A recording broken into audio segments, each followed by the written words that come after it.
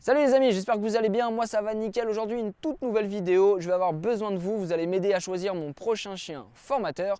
Mais juste avant, on balance le générique et on se retrouve tout de suite. C'est parti! Salut, moi c'est Tim, je suis éducateur canin professionnel et j'ai aidé des milliers de maîtres à éduquer leurs chiens. Retrouvez mon travail sur Facebook, Instagram, YouTube et abonnez-vous. N'oubliez pas nos formations en ligne pour éduquer votre chien et mieux le comprendre. Alors comme je vous ai dit précédemment, on va choisir ensemble le prochain chien formateur donc de CCEF. Je vous demande de participer, tout simplement c'est pour avoir votre avis. Bien évidemment c'est un choix qui m'appartient, ne vous inquiétez pas, je ne me ferai pas forcément influencer. Mais ça m'intéresse quand même d'avoir votre avis, c'est très important, donc vous allez me le donner en commentaire, ok ? Alors, comme vous savez, Hôtesse arrive bientôt sur ses 10 ans et ma petite nénette commence à fatiguer et donc il est bientôt temps pour elle de prendre sa retraite. Je vous rassure, tous les crétins d'internet, ce n'est pas un chien que je vais abandonner, que je vais mettre à la SPA ou je sais pas où. Non, c'est juste ma chienne va rester à la maison tranquillement et elle va passer du bon temps donc avec moi, elle va se reposer. Mais en tout cas, je ne vais plus la prendre tous les jours au travail avec moi. Elle vieillit, elle a besoin de se reposer. Là, je suis curieux de voir tous ceux qui n'ont pas regardé la vidéo et qui vont me dire oui, encore un éducateur, un gros con qui abandonne ses chiens. Ouais, ça peut être troll ça. Bref, revenons un petit peu à nos moutons.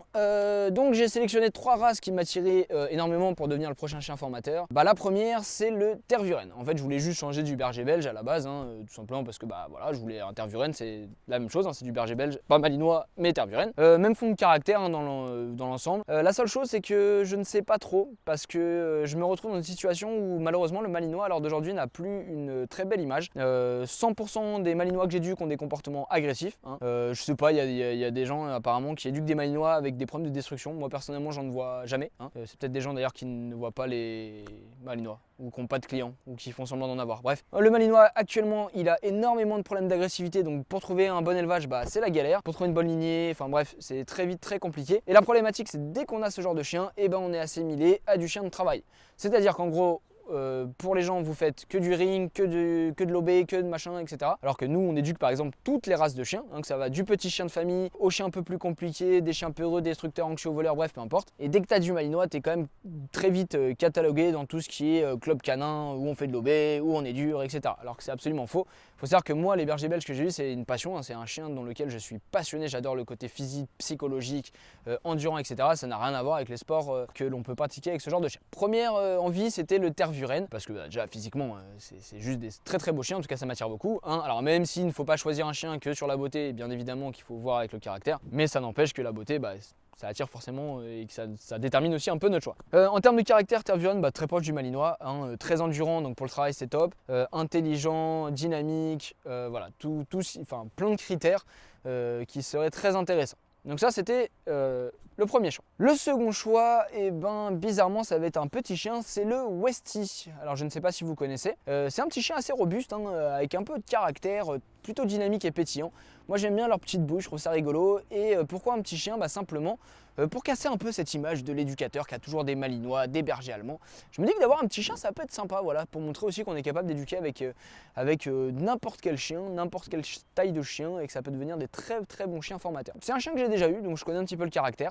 Même si c'est du terrier, ça écoute plutôt bien et ça a plutôt une envie d'apprendre assez intéressante. Le hic, c'est que vu que c'est un petit chien, je peux avoir l'appréhension dès que je vais travailler avec des gros, qu'on lui fasse du mal tout simplement. Et vu que je fais souvent des démonstrations d'agility ou que je donne des cours d'agility, est-ce qu'il va réussir à suivre la cadence? Voilà, c'est un petit peu la crainte que j'ai. Mais en tout cas, en termes de caractère, j'aime bien. C'est un petit peu caractériel et moi, ça me fait marrer. À condition, bien évidemment, de travailler avec lui, on va pas se mentir.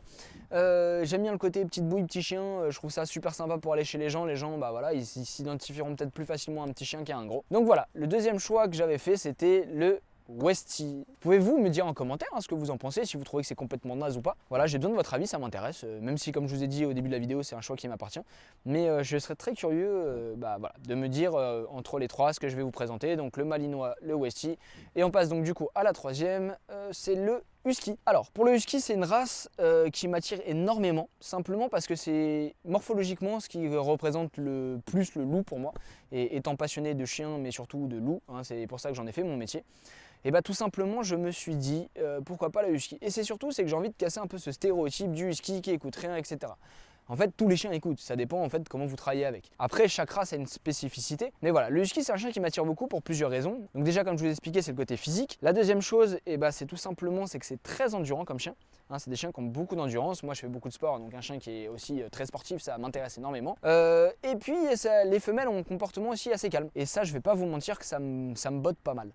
Donc voilà, le husky, c'était une race sur laquelle j'étais pas trop à la base disposé. Et à force d'en côtoyer, d'en éduquer, je trouve que c'est un chien assez sympa. Le seul petit hic dans cette race, c'est que par moment, c'est dans sa bulle. Voilà, c'est un peu centré sur lui-même. Donc ça peut être un peu pénible, surtout moi qui ai l'habitude de travailler avec des bergers belges qui sont très proches de l'humain, très proches de l'homme. Et très proche de leur maître. Là, j'ai peur d'être un petit peu déçu.